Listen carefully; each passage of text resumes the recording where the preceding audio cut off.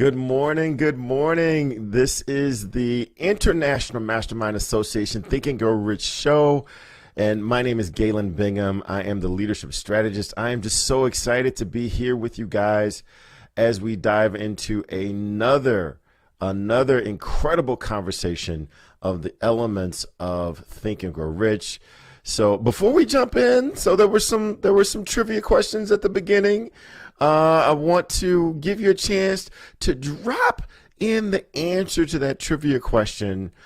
I think the question was something like, sex transmutation is the first step to riches. Is that true or false? And put that answer in the chat, and everyone who gets that right, I'm going to do something I've never done before. I'm going to give you 135 GB points. Yes, you've heard it. You will get 135 GB points. And I'll tell you what you can do with those points a little later. But I want to start seeing some answers come into the chat line. We are really excited. Today is going to be an incredible conversation. We're going to have Dr. Margarita Gurri. I was going to impress everyone with my Spanish, and she said that I should stick with English, so we're going to stick with English. But Margarita Gurri, she is a certified speaking professional. She is a misbehavior expert. She is known as Dr. Red Shoes, and she's got a dusty black belt. And she's a grandmother. So when I heard that she's got a dusty black belt and being a grandmother, I had flashbacks. And she assured me that I was not thinking the same thing about my grandmother's dusty black belt, because my grandmother's black belt wasn't very dusty at all. So, yeah, okay. So I got some comments coming in. Regina says false. She is correct that the sex transmutation element is not the first step to riches. It is the 10th step to riches. And we're going to be talking about that throughout today's conversation. And so you might be asking, what do you get with the 135 GB points? Well, save those points, because you are only 5,454 points away from collecting steak knives. But those points are going to continue to come. So save up, Regina. You are well on your way. Well, let's get into the show. Let's get into the conversation, because this is going to be a rich conversation. I want to bring in my guests, but I want to share with you first a little bit about what this topic is, because anytime you mention sex, you get a chuckle, you get a giggle out of people. But there's something that I literally just saw for the first time when I read on page 189 in my copy of Think and Grow Rich. It says that towards the lower part of the page, it says the emotion of sex has back of it the possibility of three constructive potentialities. They are the perpetuation of the human race, the maintenance of sound physical and emotional health, and then the transformation of mediocrity into genius through transmutation. And the thing that I wanted to key in on, which again, I don't know how this has entered into my book, because it wasn't here the last time.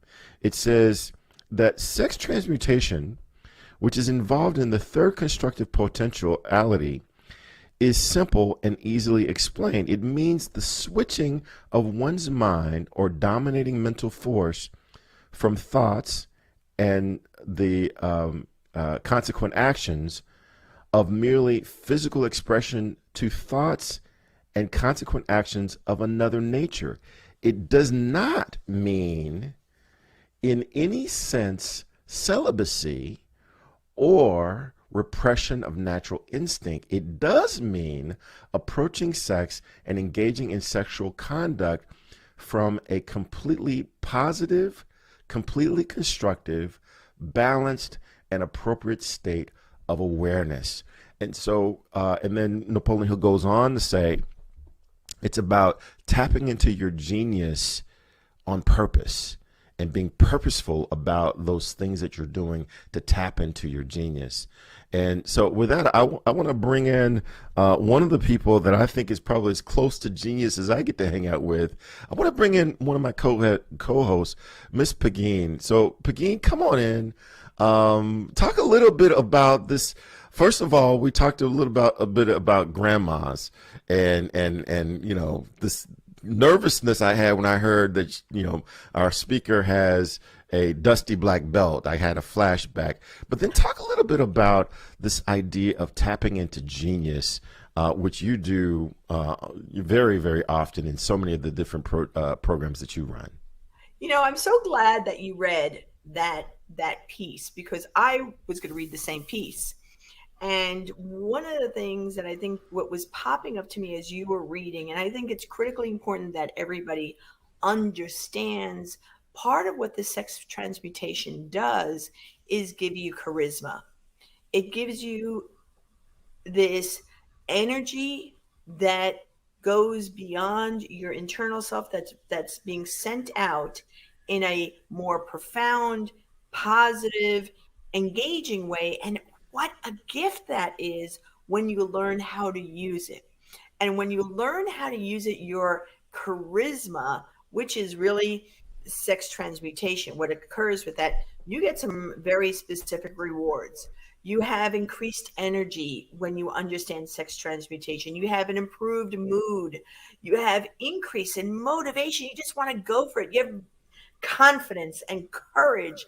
You have more willpower, more focus and mental clarity, enhanced creativity, enhanced self awareness, better self control and discipline, deeper meditations, and a clearly really strong voice. And I want to just make sure that people understand that, Galen just read, it's not about resisting your sexual desires and wanting to express yourself. It's about expressing yourself in a way of focused energy.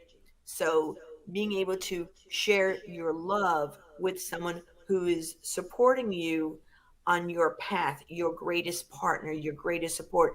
And if that's not there, to also identify and find for yourself, how do you love yourself at the highest level so you could receive the gifts of sexual transmutation. And I'm really excited to have Margarita here. I'm so excited, and I'm being really good by resisting to talk more because this is a topic that I like. So let's bring in the charismatic she wolf, the woman who carries her own belt, and that is Anne McNeil. Anne, how you doing? Awesome, awesome, awesome. I'm excited to hear Margarita's uh, take on this chapter, but I have to share something that I was reading in preparation for this. And as you can see, for those of you that can see on the screen, I have in my hand a copy of another book. It's entitled Outwitting the Devil by Napoleon Hill. And I was surprised to read this. I'm going to read it to you very briefly as we open this up, where he talks about his own transmutation. And first, let me ask all of our listeners who are chiming in, can you put in the chat, give me your permission? Just say, yes, you have my permission, or just say the word yes. Yes, great. Gonna read it anyway. Okay. Napoleon Hill. This is a story he's sharing about himself. And I think it's so very important as we prepare for this program today. We're going to talk about at the end an annual meeting. But Napoleon Hill says one of the occasions before the law of success philosophy had been reduced to textbooks and published, the inventory, he's talking about the fact that he does a personal inventory. The author has for many years followed the habit of taking personal inventory of himself once a year for the purpose of determining how many of his weaknesses he has bridged or eliminated, and to ascertain what progress, if any, he has made during the year. Now, I'm sharing this because as we're talking about this subject, and Margarita's going to do a phenomenal job in sharing with you how you can transmute your energy. He goes on to say that a voice from within, and the chapter talks about creativity. He goes on to say, a voice from within says to him, the time you have wasted in the main has been the time you have devoted to thinking and indulging too freely in physical pleasures. You should make amends for this waste of, and here we go.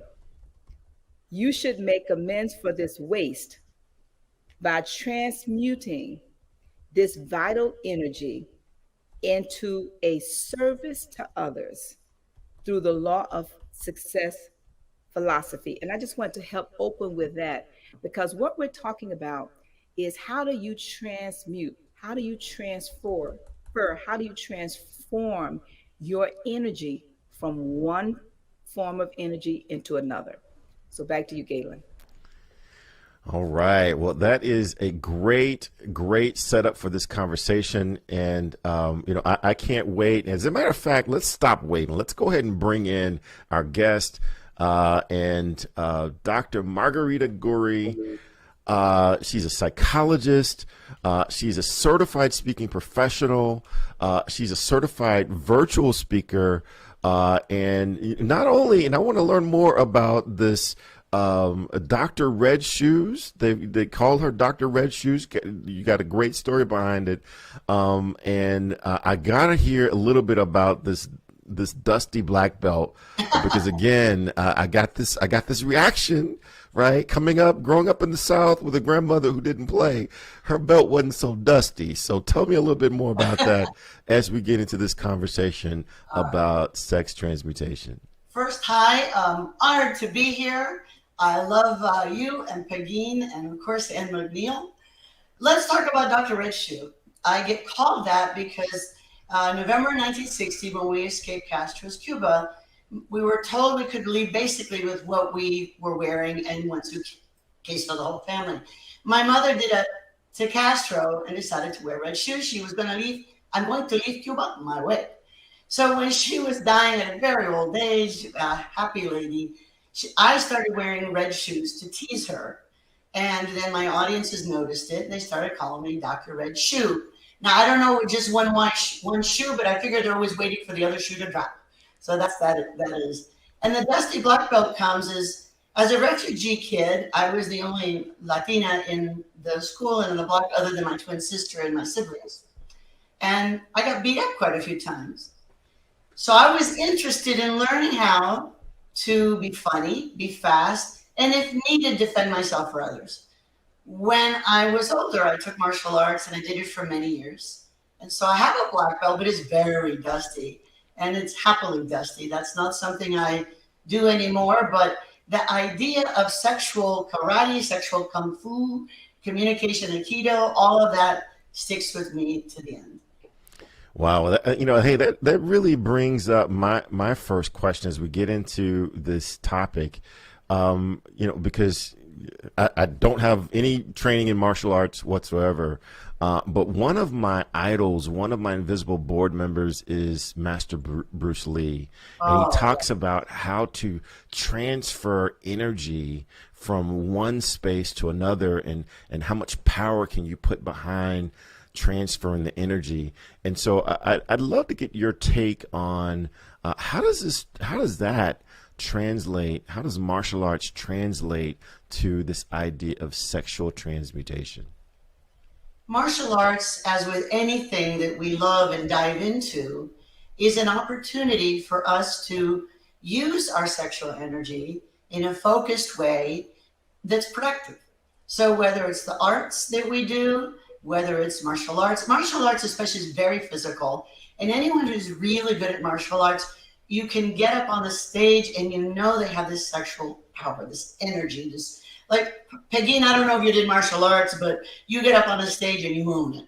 That is charisma, that's sexual energy, that's this yumminess.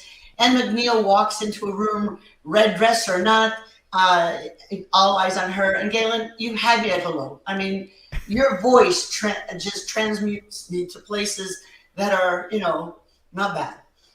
The whole idea of sex alone, this is one of the Napoleon Hill quotes. Sex alone is a mighty urge to action, but its forces are like a cyclone.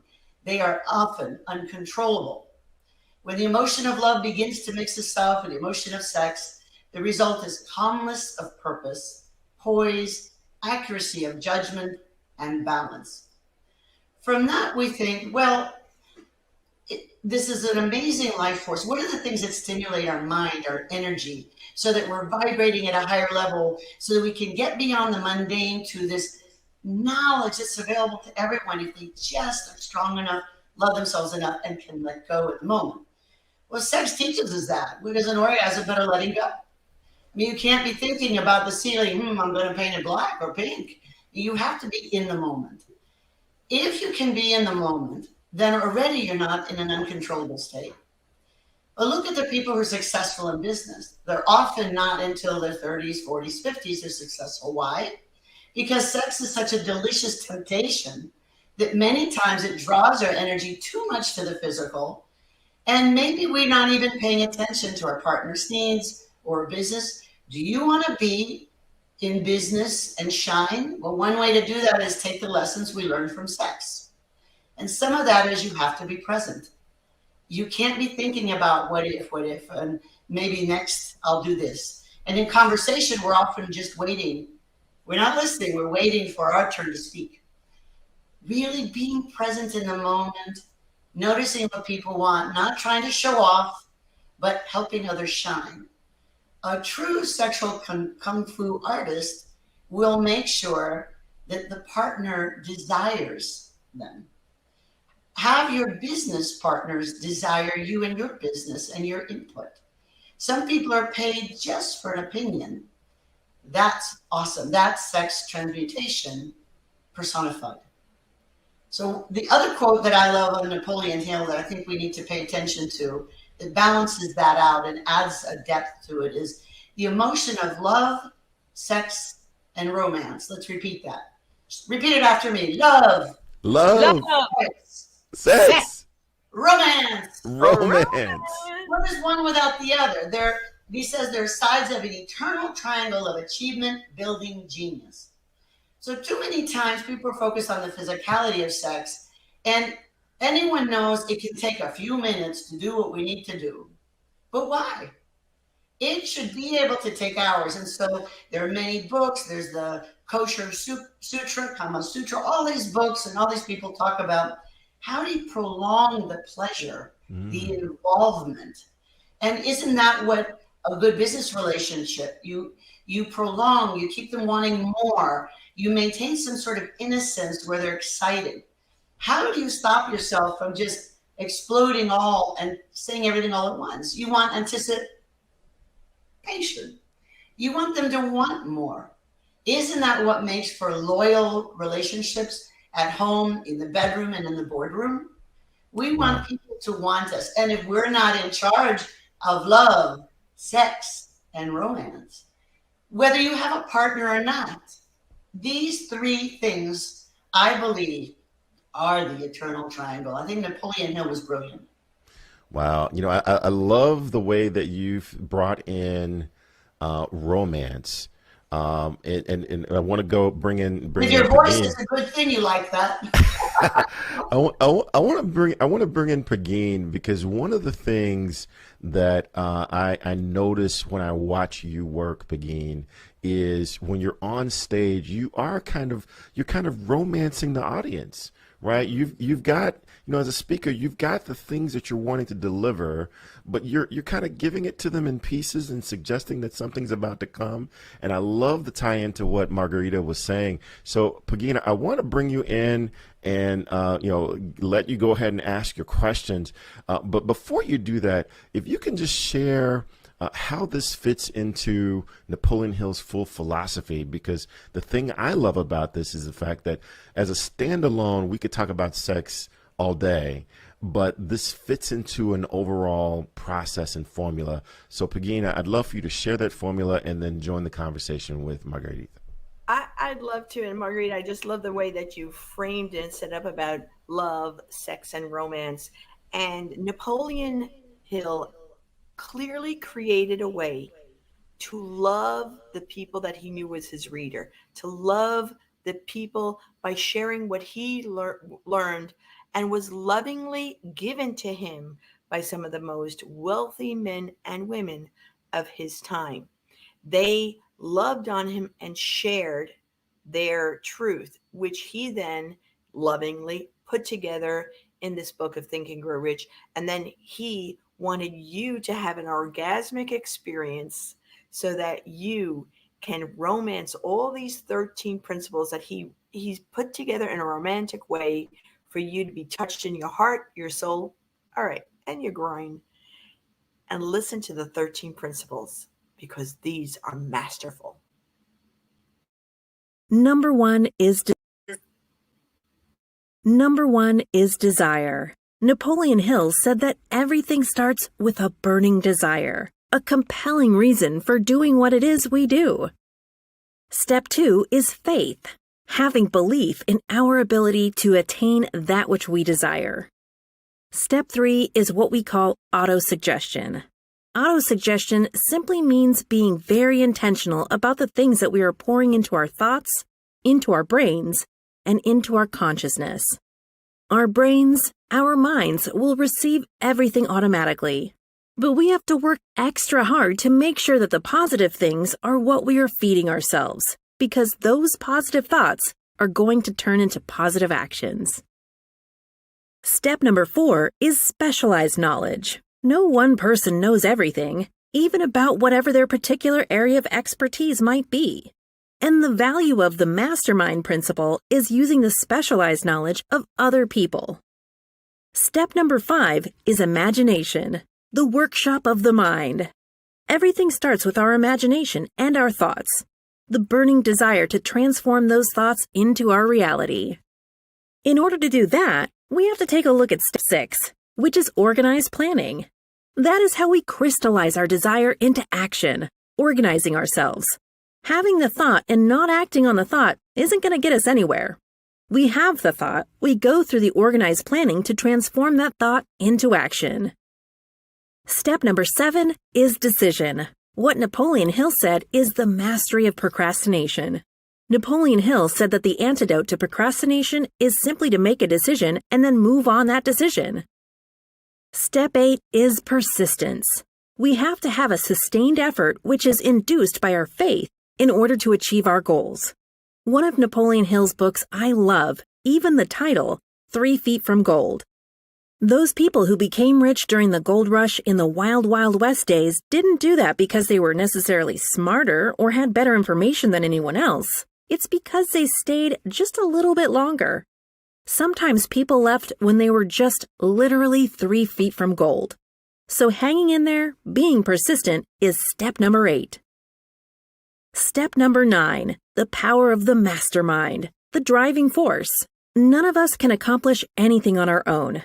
Everybody, I don't care who you are, from the most prominent person to the person who might be considered the lowest on the totem pole, everybody has someone who helped them get to where they are. And the power of the mastermind is being able to use those influences around us, use the thoughts, use the knowledge, use the exploration of other people to help us in achieving our goal. Step number 10, the mystery of sex transmutation. This title can be a little confusing, but essentially what the mystery of sex transmutation means is that we oftentimes in our society think of sex as being purely physical. It is absolutely physical, but what Napoleon Hill teaches us is that sex also has an emotional element, and that sex is the strongest of our desires.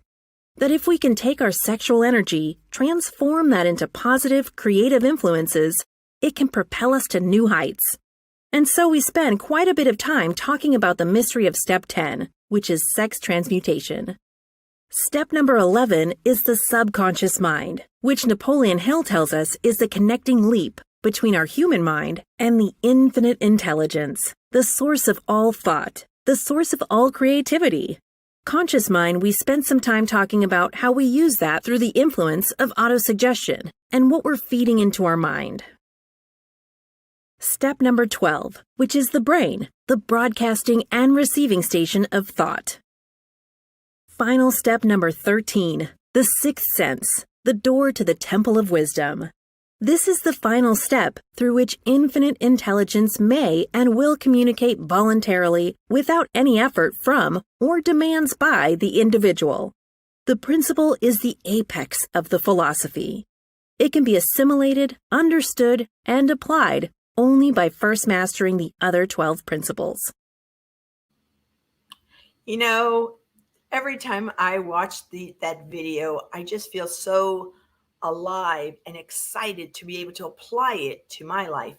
And we're talking about sexual transmutation, and you've all had a little bit of experience of Margarita, but I want you to have more of an experience. And Margarita, I wanted to ask you a question because I have notes already. I'm just writing tons of notes.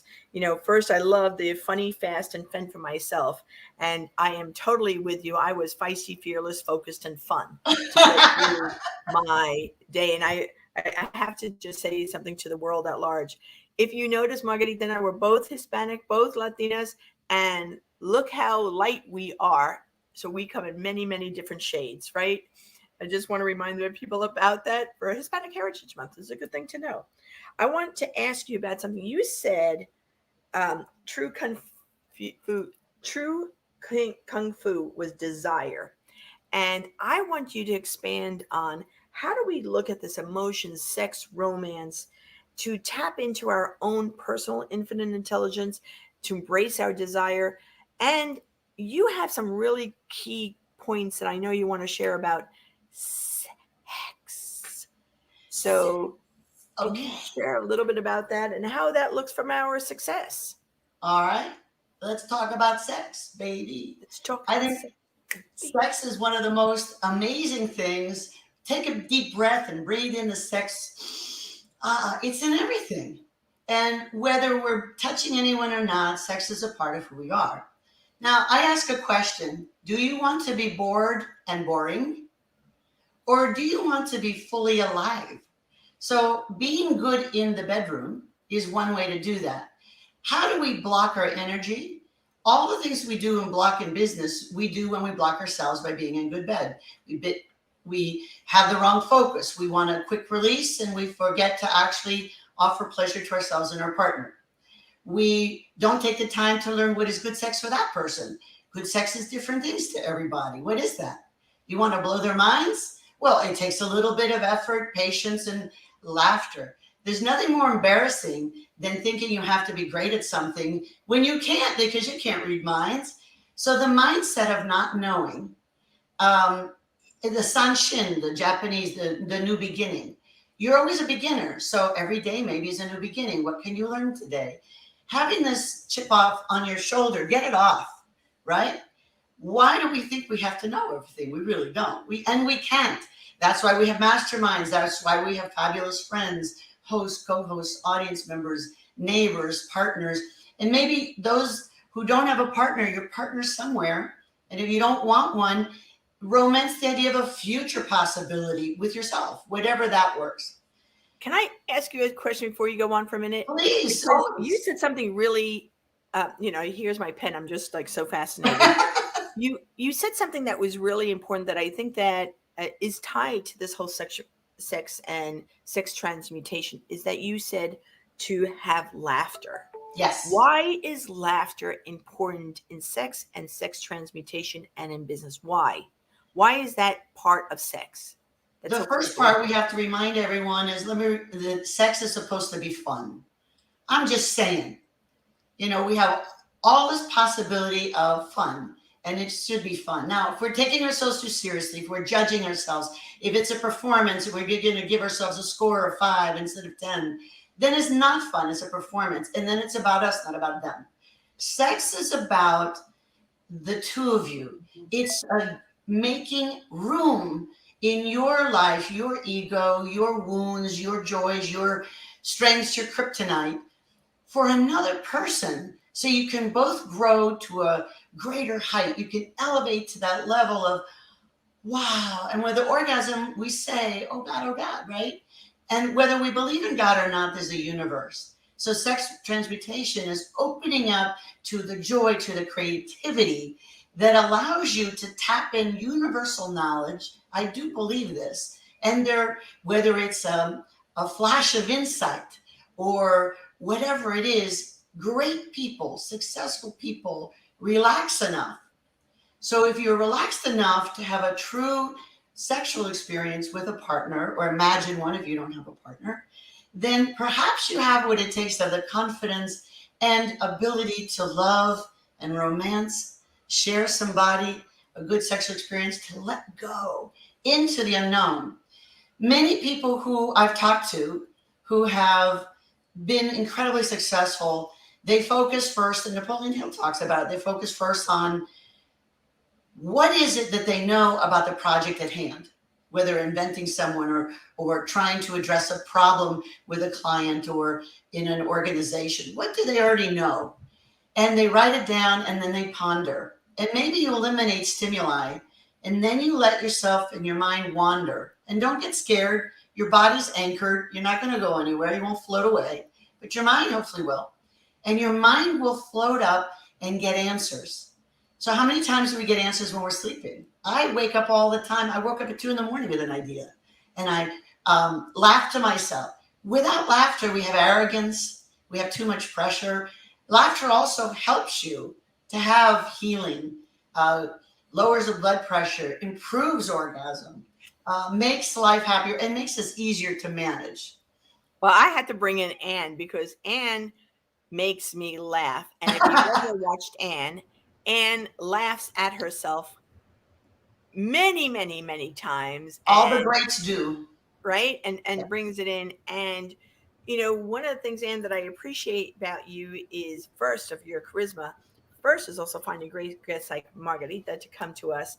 But, Anne, I'm really curious how you and Margarita connected and how this laughter, desire, sexual transmutation, juiciness. Ooh, juiciness. And seeing both of you in red, I'm imagining juicy strawberry juice running down my. You just got to take over, Anne, because I'm going down the path. A little graphic there. Oh, Yes, Margarita and I actually met through. I think it was, I'm not sure how many years ago, Margarita, we were at NSA. Maybe 10. I'm thinking about 10 years. Our Florida Speakers Association chapter meeting. Actually, Pekin, you were there too. Actually, if I remember correctly, you did a presentation. We already knew each other. You and I already knew each other, but I brought my 3-day retreat attendees. I do an annual retreat for 3 days on an island, very exclusive, 5-star, and only 10 women. And that particular year, to support you, Pekin, and to support the women that were with me, I decided instead of having my last day where I was teaching, who better to have them listen to than you? So I brought them. Yes, I did. I remember that now. Yes. And Margarita saw these Black women coming out. Of course, those of you that are listening, NSA, we're growing and we're diversifying for DNI, but there are not very many people that look like me and not many people that look like them, Margarita and Pekin. So naturally, when all of these Black women start showing up, Margarita then comes over to me and she introduces herself and she starts inquiring about my group and what's going on and everything. And I think that's how we actually connected. Yes. And again, coming back to the creativity. And Margarita, I'm so glad you mentioned this whole idea of the transmutation of the energy into a creative form. And when you think about many people who are either genius or borderline genius, they've actually learned and are learning how to take the stimulation of the mind that is vibrating at a higher than average plane, if you will, and they're learning to concentrate that energy. Yes. And and from inventors like Edison to the creatives to authors and all of these, especially the greats that immerse themselves for hours and hours and hours into their work. And so helping us to understand, and I appreciate what you're saying, and helping us, this audience, to understand how they can actually transmute that energy creatively into another form. Yeah. So if you can share with us an example that you use and how do you transmute. Now I know for myself, I journal. I require my mind to give me ideas every day, and I sit for ideas. As one of the uh, people that's talked about in this chapter, he sat for ideas. That was his way of creatively responding to the request. So can you share with our listeners, how do you actually transmute your energy from one form to another? If you can give us an example. Well, the first thing I do is don't take myself too seriously, but at the same time, respect myself tremendously. So I have an impulse, an instinct. I honor it. One instinct that I've had since I was young is wake up every morning with doing something fun first. Make your bed, get yourself dressed, and do something fun. If we wake up glorifying in the day how beautiful it is and doing something for ourselves, we're not living a corrupt life. I believe that if we wake up for work and for other people and obligations, I think we're living corrupt life. We're letting them manage. If they're the reason I'm waking up, then I'm not in charge, right? We say who, we say when, we say how much. Sorry, Pretty Woman. One of my favorite quotes. I'm misusing it, but I like it. And the idea is to establish your own sense of joy in your own weirdness and wonderfulness. We're all wonderful. We're all awful. Get over it. Both are true. Who cares? The important part is that you live happily with who you are. The other thing I do is I don't journal in the way that other people do. I sit and think regularly. And I don't do it at a regular time because some people like the regular time all the time. I don't. I do it at times in when I'm called to do it. And I love that. When and keeping since I'm not loving regular stuff, but I do have many regular appointments, I also keep an immaculate calendar. I put in everything I need to do because a prepared mind and less anxious mind is ready to receive and give. If I'm dry and there's nothing I can give, nothing I can receive, then I just give.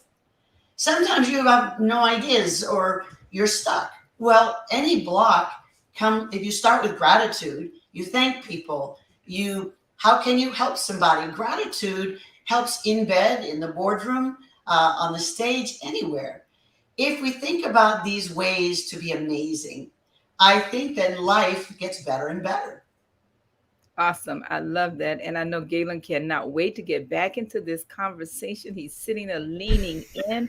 I see him laughing and taking notes, actually. Thank you so very much. That was awesome. Yeah, before you go though, Ann, I was taking notes. So I love when you said we're all weird, we're all wonderful. Get over it. I love that.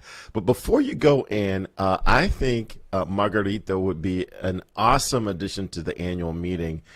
Share a little bit about this annual meeting that we have and how people can get involved if they want to attend for the first time, if they want to attend for the fifth time. What is it? What is this annual meeting, and how can people register?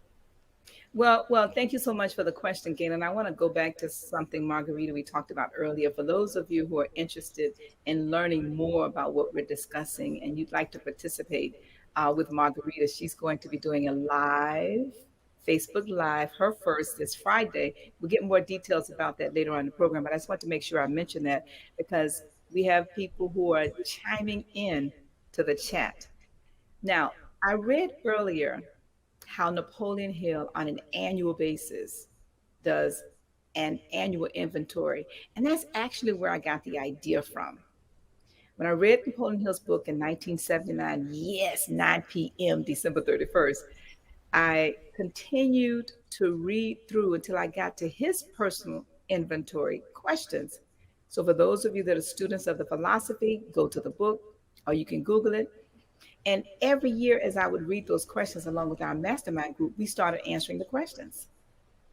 But as we began to answer the questions, for me, I realized that my answers started fitting in certain categories of my life, from the spiritual to the family to the financial to education to my health, my personal development, the businesses that started emerging, the recreation, the creativity, and then the civic.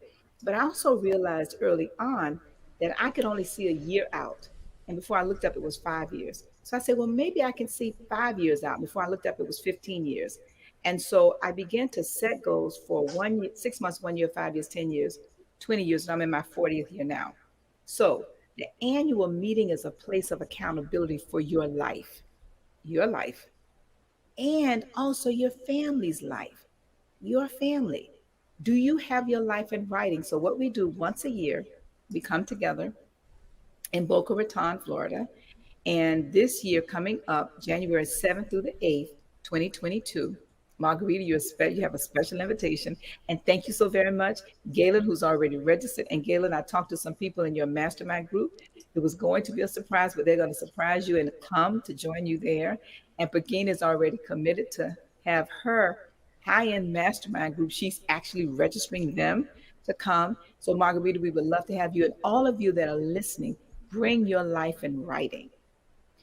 On January the 7th, the night of the 7th, we start that evening with just an open mic where people will just get up and talk about just 1 minute, please, 1 minute, because there's so many people.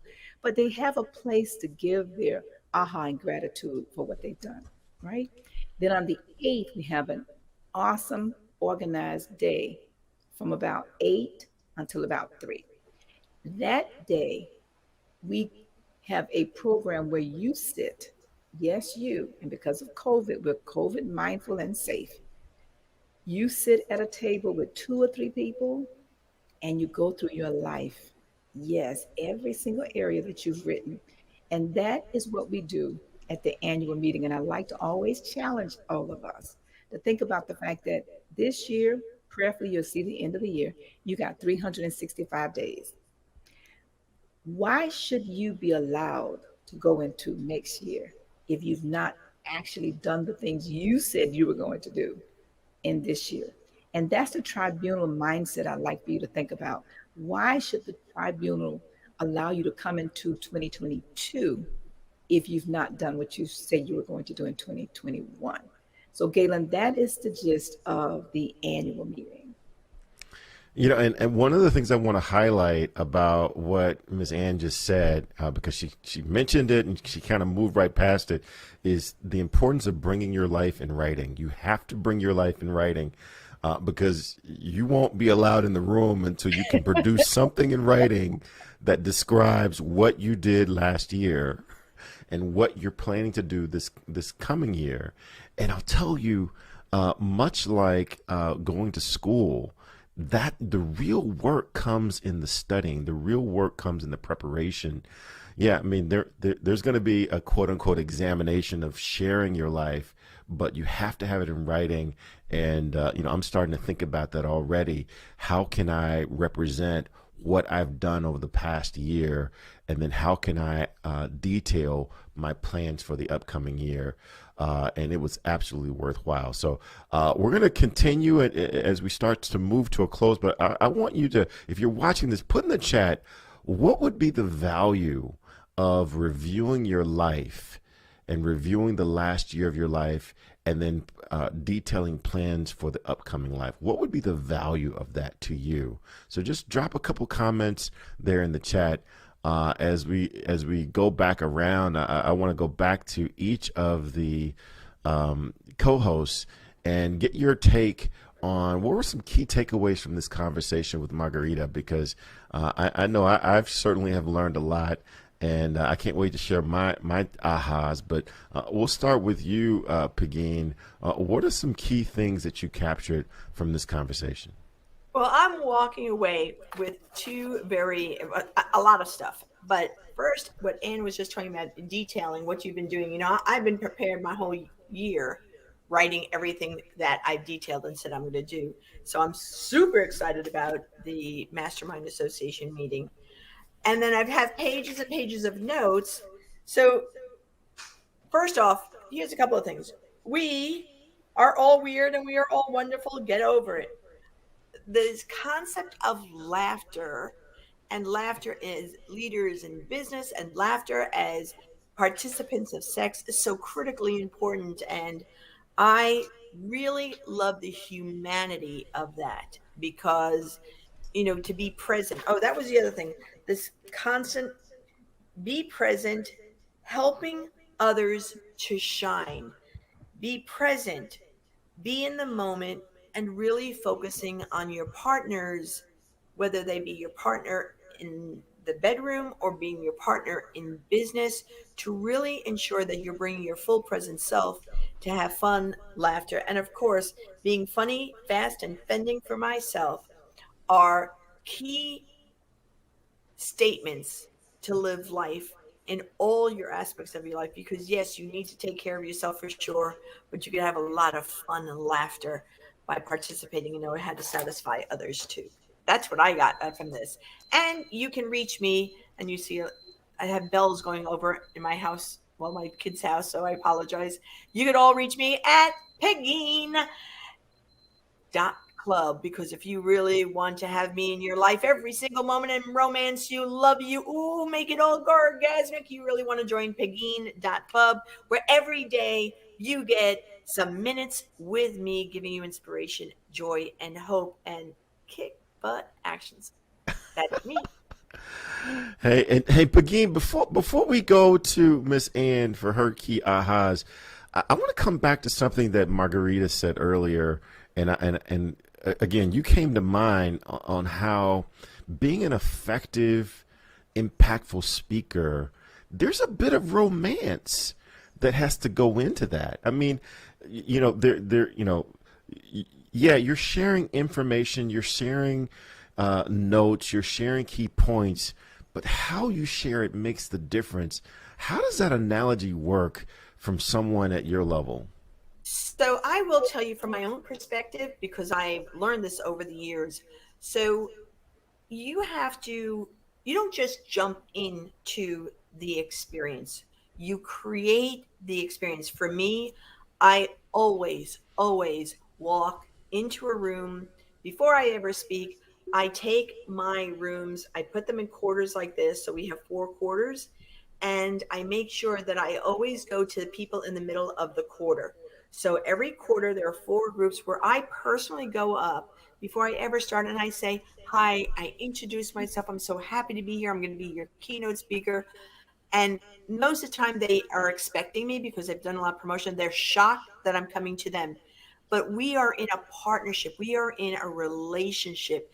And I want to build that with them. So I always go into the 4 corners of the room. I never stay in backstage. I always do that. And then I ask them permission. Will you play with me? And will you be in charge of this section? So that if I'm doing cheers or reaching out, that you are showing love to the people in your section. And they always do. They always take ownership, and they become part of the experience, which is really what Margarita was talking about. We have to be partners in the experience. So by the time I get on stage and I'm starting, I'm looking at those 4 quarters, and they feel my energy, my power. And let me tell you, and then commanding the stage means that you trust me, that I'm going to give you an experience of your lifetime, but you've got to believe it. Oh, I love that. I love that. I love that. And I just love the connection, and I love Margarita for bringing that in. And I'll tell you that there's intimacy there. You could be speaking to thousands, but everyone feels like you're having an intimate connection, and that reminds me of one of my early experiences with Miss Ann. I felt like we had a kind of a relationship. I felt like she was my personal mentor, and I had this personal connection. And I went to the annual meeting for the first year, and I was actually kind of upset because 150 people stood up and told similarly personal stories, and I was like, "Wait a second, she's my Ann McNeil. What are you guys doing?" So, Ann, share your ahas, and if you could also just kind of tie into this idea that Margarita started about this personal connection, the importance of romance in creating the kind of success that you've had already. Well, first off, let me thank all of you, Doretha, Lakeisha, Faith, Focus, Flow, Wyman, of course, always, Richard Life, and Tashana. So many of you, Aida, and I'm going to get in trouble when I start calling names, but I just wanted to just, send some love. Here we go. The transmutation of the energy. And that's what Margarita has done today. She has helped us to understand, for me, my McNeilism perspective, to understand that everything you do is energy. And she's walked us through how do you transfer that energy in a sexual way, in a loving way, in a kind way, in a way that's demonstrating gratitude. And Margarita, I loved how you shared with us your day. No, I don't journal at certain time. I don't, I move as the spirit moves me to move. And what you did when you said that, you actually helped connect what Napoleon Hill talked about when when you think about the majority of this chapter, it really is about creativity. It really is about connecting to infinite intelligence. And that's what you did when you shared the emotion of the sexual actions and how from that creativity flows. Now, what we do with that creativity, if we do anything at all, is another question and point. But I really appreciated the conversation and I love the interview. And I thank you always because you're just such a phenomenal. But I do want to continue to remind everybody when she gives her contact information, Margarita, go to her website and register for her live that she's going to be doing at the end of this program. And Galen, I do want to mention also, and Bridget, you can put this up, but we are hosting a beta test for mastermind groups. If you're interested, if you are in a group, if you are in a mastermind group, we're hosting a beta test this Tuesday and about, I think it's 9 a.m. Eastern time, but you can register, just click this link and register if you're interested. And for those of you that are listening on YouTube or on the podcast, it's internationalmasterminders.com/group mastermind. Again, internationalmasterminders with an S.com/group mastermind. And what we're doing is creating a place inside of the International Mastermind Association for Think and Grow Rich, a place to create best practices for mastermind groups. And if you're interested in being a part of that beta test, it is free for now. Please make sure you register and join us next week. Thank you, Galen. All right. Well, hey, I also want to bring in our guest, Dr. Margarita, Dr. Red Shoe. This has been an incredible conversation. What are some final thoughts that you'd like to share? And then give us a little bit more detail about this gracious offer that you've extended to our listeners, to our viewers. And just share any final thoughts that you might have. All right, thank you. Again, thank you for having me on. You guys are great. I'm honored. It's been a lot of fun. Final words. Those of us who want to do well often are too hard on ourselves. And so we kill the sexual energy and we kill the ability to let go and transmutate. Remember, every mistake, every embarrassing sound, noise, you trip on stage, whatever, is a gift. It tells you two things, that you are wonderful and awful, and neither of them matter because you're there for other people. And it also lets you know who really loves you. If someone is nasty or hard or makes too much fun of you or is mean-spirited, it's a gift to know that because those are not the people that need to be in our inner circle. They're just not. The next Friday, October 15th, by high noon, there'll be a registration link, drredshoe.com/register. It's from 8 to 9:30. And it's going to be it's just a one-time master class. I do have a longer series master class if people are interested afterwards, but to help everyone figure out where are they now, what is holding them back, because the barriers are often attitudes, habits that really don't fit. So let's reset our template of who we are and what we need to do to shine. Excellence and genius is waiting for you, just like Michelangelo in the statue. It's in what you take away. So let us work together on what's in the way of what's already available to you.